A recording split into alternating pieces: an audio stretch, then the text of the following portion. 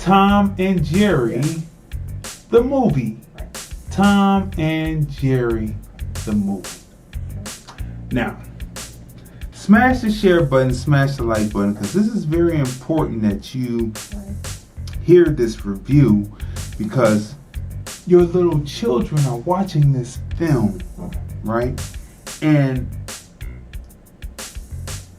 the zeitgeist that is in the film can be very detrimental to American black children. I'm going to tell you why. It seems benign on the front, but it is.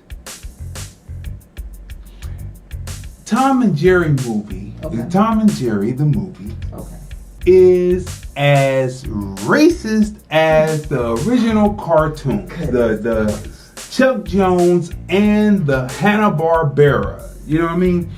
It is as racist as the original cartoon. Not Tom and Jerry. Yeah, Tom and Jerry. It is as racist as the original cartoon. Now, take it from a person who grew up watching Tom and Jerry, who grew up watching Warner Brothers, who grew up watching Mighty Mouse, Underdog, Woody Woodpecker, Top Cat, you name it. But who grew up, who Tom and Jerry was the cartoon that I sat in front of, because at least once a year, Midnight Serenade would come on. Midnight Serenade would come on, where Tom Cat would jump over, trick Butch the Bulldog, tie him up, and take his base, stand under the window of the porcelain white cat that he was interested in, and play a song. What song did Tom Cat play? He played Is You Is or Is You Ain't My Baby. Now, Is You Is or Is You Ain't My Baby is a Louis Jordan. Now remember, I told you, Louis Jordan is the creator of rock and roll.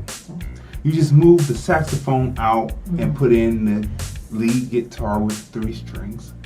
Or more strings than that. But you go in, you put in the lead guitar, and you're listening to Louis Jordan's rhythm section and most of the rock and roll that you hear. Most famously through Chuck Berry, but then through the other Haley in the Comets. You go through Big Bopper, all the ones that were doing the rock and roll, even Elvis Presley, Sun Records. You hear Louis Jordan, because all rock and roll is what was called rhythm and blues. Now,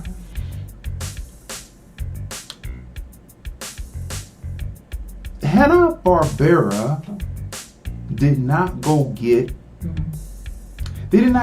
Louis Jordan to sing the song. This is a big hit by Louis Jordan, right? They go and get a Caucasian man to emulate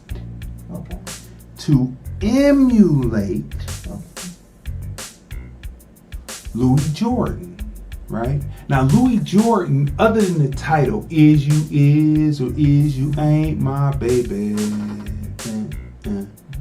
right?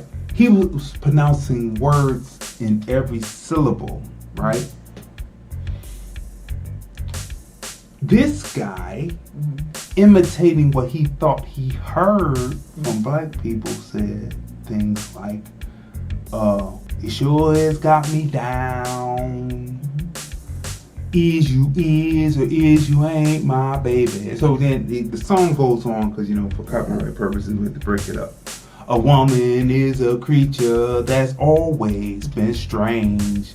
Just when you thought you got one figured out, she go on and make a change. Ooh, is you my baby, baby? Now, Louis Jordan says, is you my baby, baby? He doesn't say baby, baby, right? So automatically, no, though I like the song, and back then I thought it was a black man singing the song. Okay. But it was a Caucasian man emulating a black man singing this song. And I once a year I would wait for Midnight Serenade to come on. Sometimes it would come on twice a year if WUAB messed up and somehow flipped the switch and put in a different track of them of Tom and Jerry. Then you will see this. Okay. So they didn't get Louis Jordan to do this song. This is a big hit in the 30s. Right. This is how long Tom and Jerry has been around. Chuck Jones, Hanna-Barbera. Right. Even at one point was taken over by the French, and the French, I couldn't stand those cartoons, those versions of it. I cut it off. I couldn't understand it. But anyway. This movie is race. So let's open up. So the movie opens up, and it opens up with opening timpani of a real hit record from the 90s. And you're sitting there, and you're saying, wait a minute, this is hip hop right here. And you start to bounce as you open up, and you're like, oh yeah, wait a minute, are they gonna play this? And you see these birds flying, right? And the birds are flying through the air, and you know, it's like 3 birds. And then I say, oh, they must be introing, they're gonna have just the instrumental. But next thing you know, you hear Fife and Q-Tip saying, can I kick it? Yes, you can. Can I kick it? Yes, you can. Can I kick it? Yes, you can. That's on. And then you hear nice intro. Q-Tip kicking it, and the minstrel bird is singing Q-Tip. Now, why does it have to be a minstrel bird? Couldn't the bird just be singing? We have to tell the truth here at Shame the Devil. Or you have to let up on Dumbo. Look up Dumbo real quick. Unlike Tom and Jerry, Midnight Serenade, we're looking up the ones who be done seen about everything, the Black Crows in Dumbo. I'm looking for the actual choir that actually sung that. It's under a man's name, right? It's a black man, original song. Yeah. I'm looking for the choir name. It's the Black Crows in Dumbo. Right? The choir that sung that, right?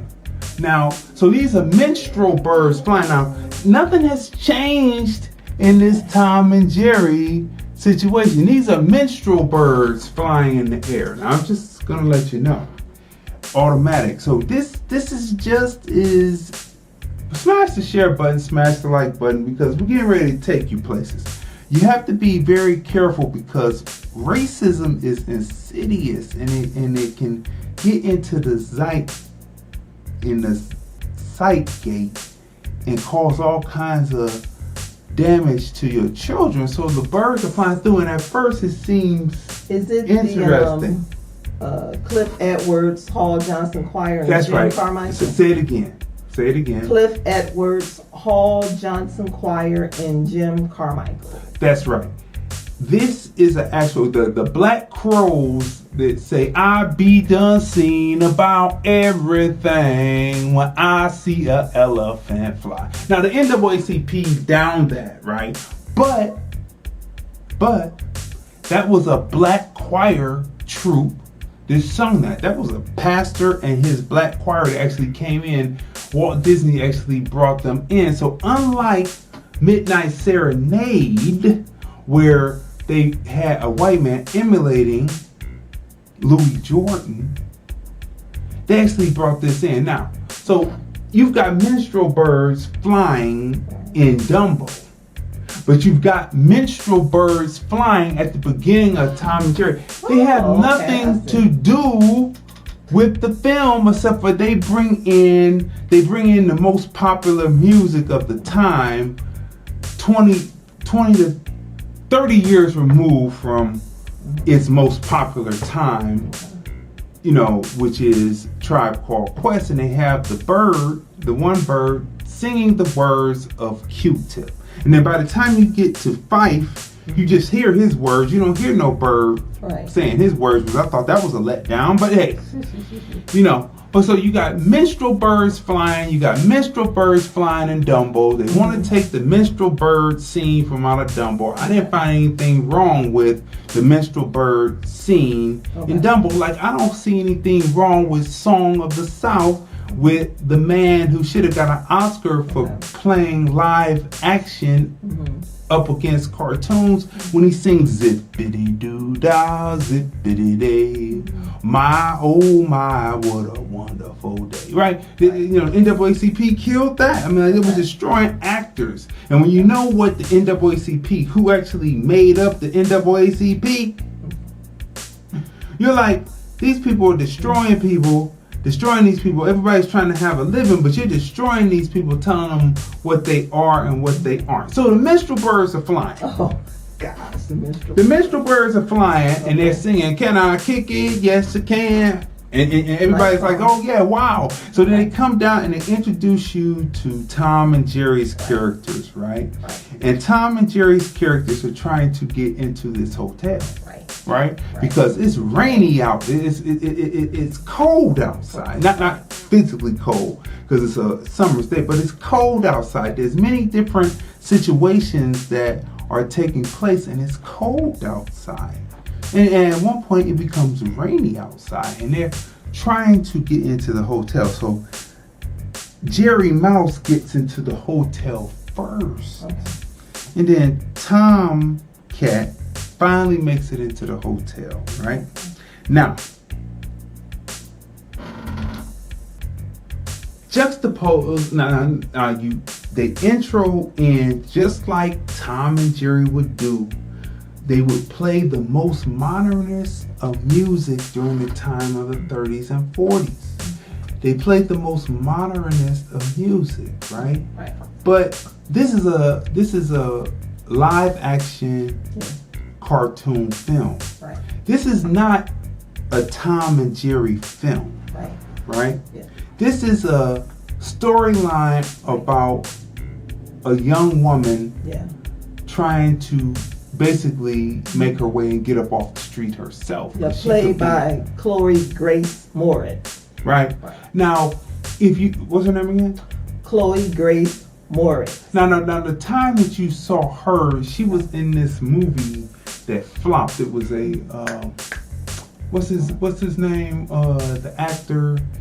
What's the actor's name? Johnny Depp. Okay. And it was Shadows? Yeah, Dark Shadows. And she said she turns into a vampire. She's been trying to make it since then. Right? You're sitting in there, you get the most modernist of music for its time period, and so you think that you're going to see a black story. If you're going to see live action along with this, but set in the middle of this is a protagonist that is a Caucasian girl who has a love interest, which is a black barista, right? Played by Jordan Bolger. If you're going to do this, no Megan Good, no black Disney kid, but an actress that has been trying to make it since that flop, since that Johnny Depp flop, right? She's been trying to make it, and they put her in the middle of this story, and it looks as if it should be a black girl there. So automatically, they use the music to draw in the black audience, but then they do the bait and switch, and they give you this protagonist. She plays Kayla.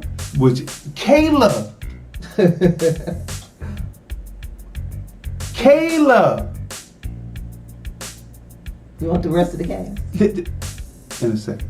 Okay. Kayla. This is the person's name. Kayla. Kayla is not. I've never known it to be a Caucasian female's name. It might be coming around now because Kayla has been in the lexicon, in the black lexicon for a while, so it could possibly be moving over, but her name is Kayla, which makes you feel that it should be a black protagonist within this action here, telling this story in this multicultural cast. Now, we reviewed the movie, I believe, Greta and Chloe Grace Moretz. She played in that film. She's a really good actress. Greta was an interesting film. We reviewed it. And, but, yeah, Tom and Jerry, the scenes that we saw Tom and Jerry in, I mean, it was interesting. I feel like maybe the film was maybe kind of thrown together, right? But it was nice to see Tom and Jerry again. We haven't seen them in years. The gags weren't set up because this is live action, right?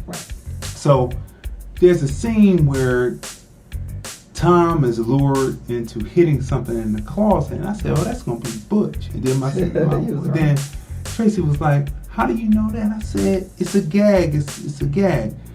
It wasn't set up though, right? The Tom and Jerry gags were not set up, right? Because you have this live action going on, and really, Tom and Jerry are used to buffer the live action story, right? That's what they're used to do. It's not a story of their own. They are like our secondary characters to the main story, right? And so this is what makes it disingenuous, right? So automatically you're popped in. So you got the minstrel birds singing. So people should really take offense to that. The minstrel birds. Because they take offense to the black crows. I be done singing about everything when I see an elephant fly. They want to take that out. They want to take out. They had took out song of the South. Right. Zippity doo dah, zippity day, my oh my, what a wonderful day. Right. They took that plenty of sunshine. Right.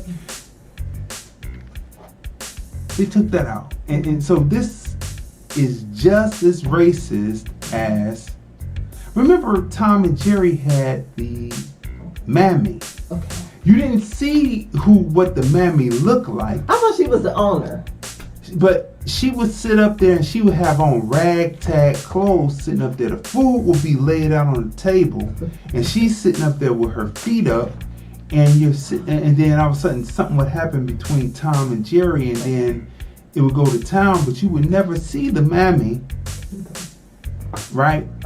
But you would say, "Tom." We didn't see her this time, huh? I mean, she wasn't in there, but they didn't have to. The lines of racist thought still somehow push through, even though their intention was to bring it up to date and get rid of all offensive things. Just because the birds are colored blue and not colored black doesn't mean they're not minstrel birds. Because they're singing. That's the minstrels, right? Just because Tom and Jerry are in the middle of a movie and you see some of the Tom and Jerry sight gags doesn't mean that it's a Tom and Jerry movie. And in the middle, after bringing you in,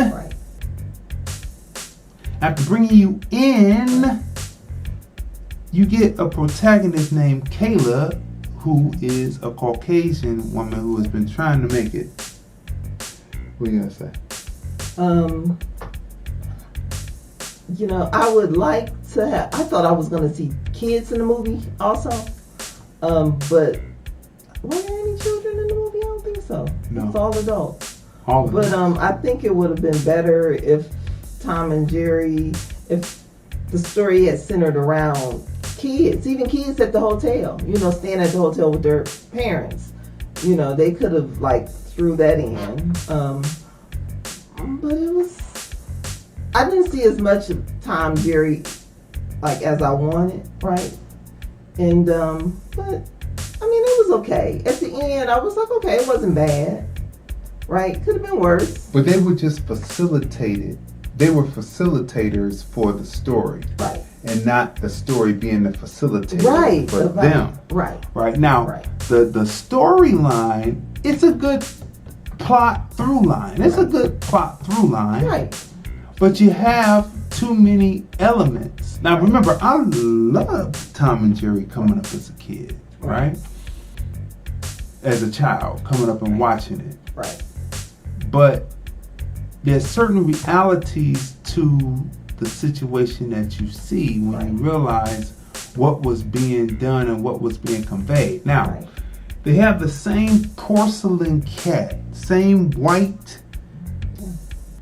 feline that Tom is interested in. Now, She's vicious. Was she more vicious? yeah, she's more vicious, but Yeah. she's porcelain white. When Tom jumps over, when you're a kid, you don't see it, but it goes into your mind. Maybe that's why a lot of black, like I never wanted a white woman, but maybe that's why a lot of dudes who was watching the cartoons, they saw that porcelain white cat sitting up high on the perch and wanted something pale. I mean, it's something that goes into the sight and goes and stays there. That I liked it for the song. I didn't care who he was singing it to. I liked it for the song. So this is the same porcelain cat. You open with a hip hop record, but the person's love interest is this porcelain white cat.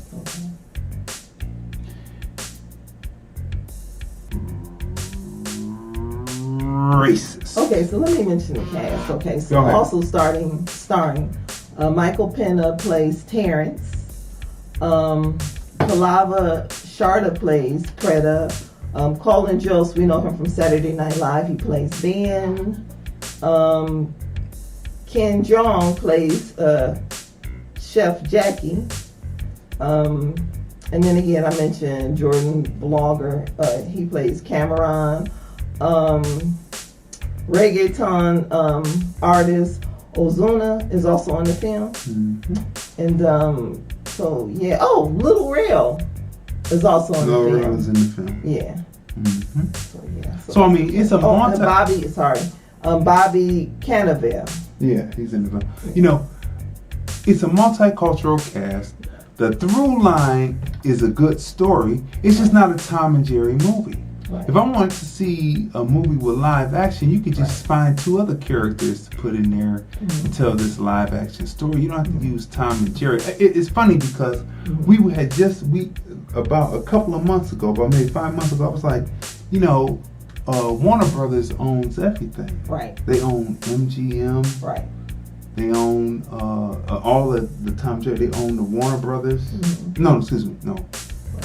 It's Disney. Okay. Disney owns Warner Brothers, all Warner Brothers cartoons, Okay. and they own all of the MGM cartoons, right? Right. And I said, we'll probably never see another Tom and Jerry cartoon because Mickey Mouse is their cash cow. And next thing you know, they're dropping this film, Tom and Jerry the movie. Right. I mean, it just seemed strange, and it just came up out of nowhere. Like they had it sitting there, and someone would make the observation that Tom and Jerry hasn't been out in a while. Right. And lo and behold, here's Tom and Jerry, the movie, coming out. Okay. You know, and lastly, the person that plays the real estate rat in the film is played by comedian Utkarsh Ambudkar. So there's a multicultural cast in this, but it doesn't take away from elements that are wrong, still wrong in it, right? The sight gags aren't set up correctly. It's not a Tom and Jerry movie. It's It's a movie where they facilitate the action and not the action facilitating them. So let's break this down. Okay. The cinematography, the use of movement of camera with the live action and cartoon and eye points and sight lines and all that matched beautifully. That's a 10, right? I'm gonna go ahead and give a little criticisms too. Okay. There's some elements that Disney uses that don't come from MGM, but they come from Warner Brothers. Like the closing round is a Warner Brothers round. I'm like, that's Porky Pig. That's not Tom and Jerry. That's Porky Pig. That's all, folks. But he doesn't come up. So there's some problems, right? And then there's within the cinematography there is a couple of dust ups where Tomcat, Jerry Mouse, Butch the dog,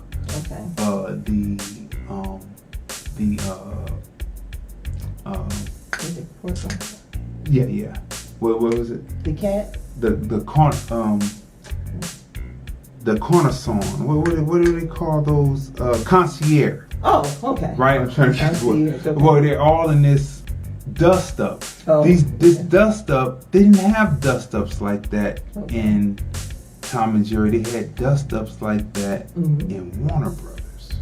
So they're borrowing from their license what they own, and they're mixing metaphors. I'm going to call it mixing metaphors because that is not what it is. You will see when Tom and Jerry moved, they moved in free action, and you will see them chase. You wouldn't see them in a scrum and a dust up. That's Warner Brothers. So within the live action, it fits and it works, but it's not Tom and Jerry. So, but the cinematography is a 10.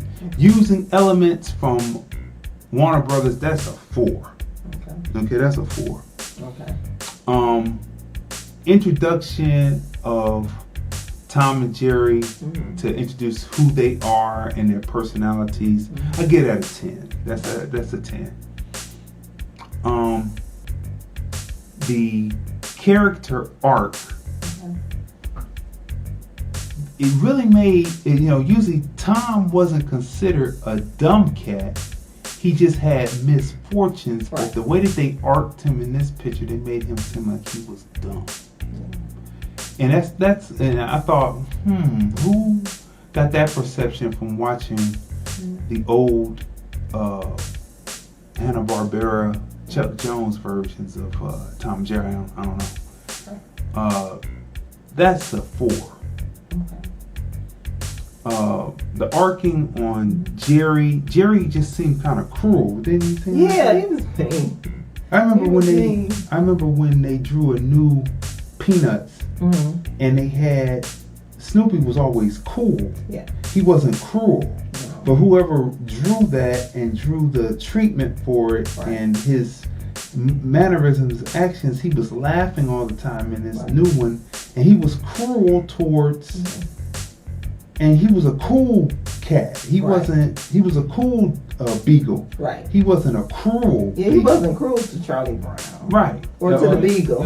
Or to he's a beagle. Oh, I mean, or to the little bird. To Tweety Bird, right? Yeah. He wouldn't laugh at Tweety. Like when Tweety Bird fell down in the dirt, he wouldn't just go laugh, right? It was really. What's that bird's name? It was really with the spike hair. Let me see. It was Tweety, right? Tweety is not Charlie Brown. It's not? Oh, it's Twiggy, Iggy. It's something like that. Okay. So I'm getting the birds from that. Tweety Bird is Tom and Jerry. Right? No, Tweety Bird is Sylvester. Yeah. Is with Sylvester the cat. That's Warner Brothers. See? Right. You gotta keep this together.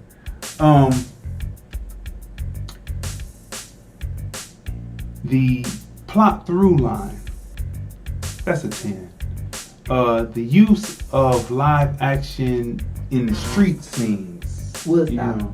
Woodstock, that's right.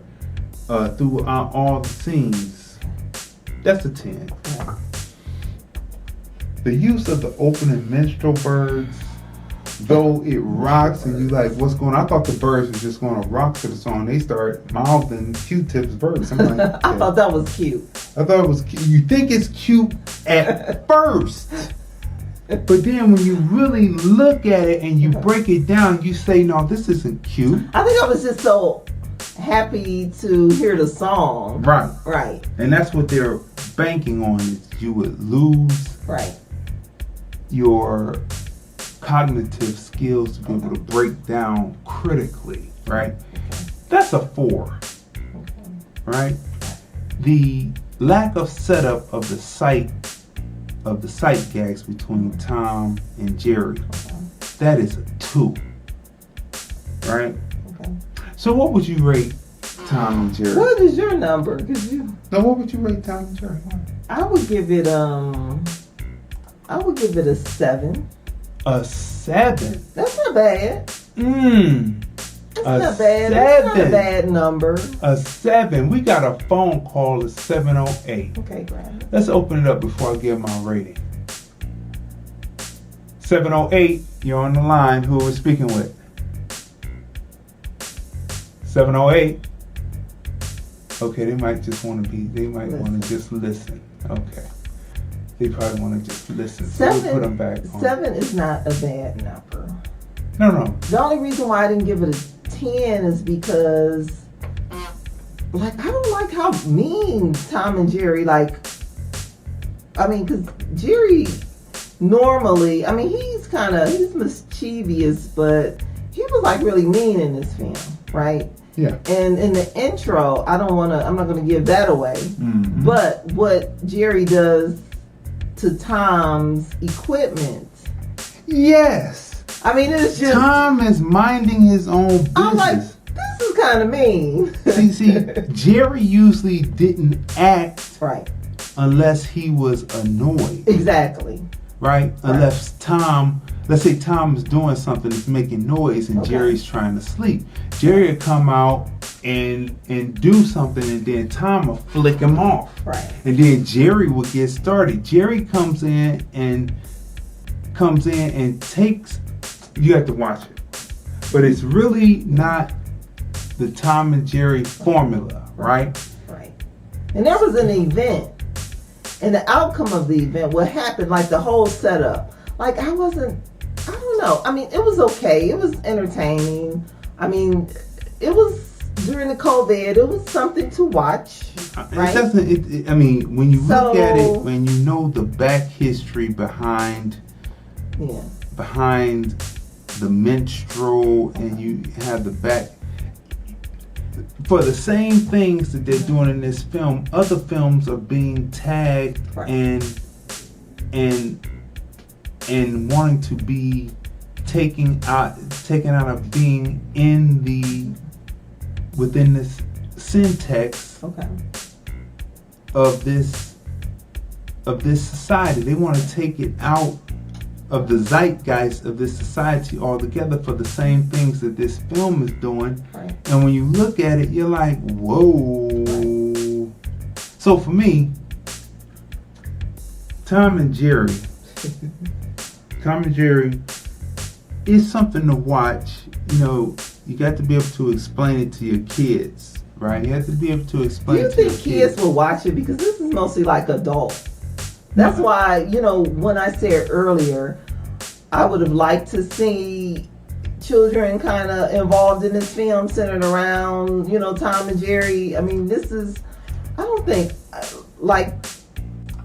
think a kid would want to sit through this. I think this is more of like an adult. For the people who remember Tom and Jerry. Right? Yeah, because it's like the scenes where you do see Tom and Jerry.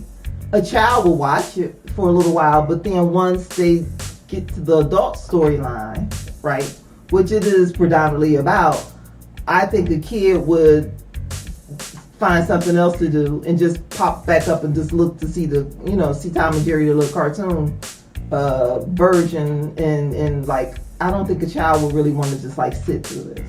That's why I thought they should have involved more children. And like that one film that we reviewed was a good film. The one was The Witches with Octavia Spencer. Right. That was on HBO Max. Now that was a really good. Yeah, that was good. That was a nice combination because the kids were involved. Right.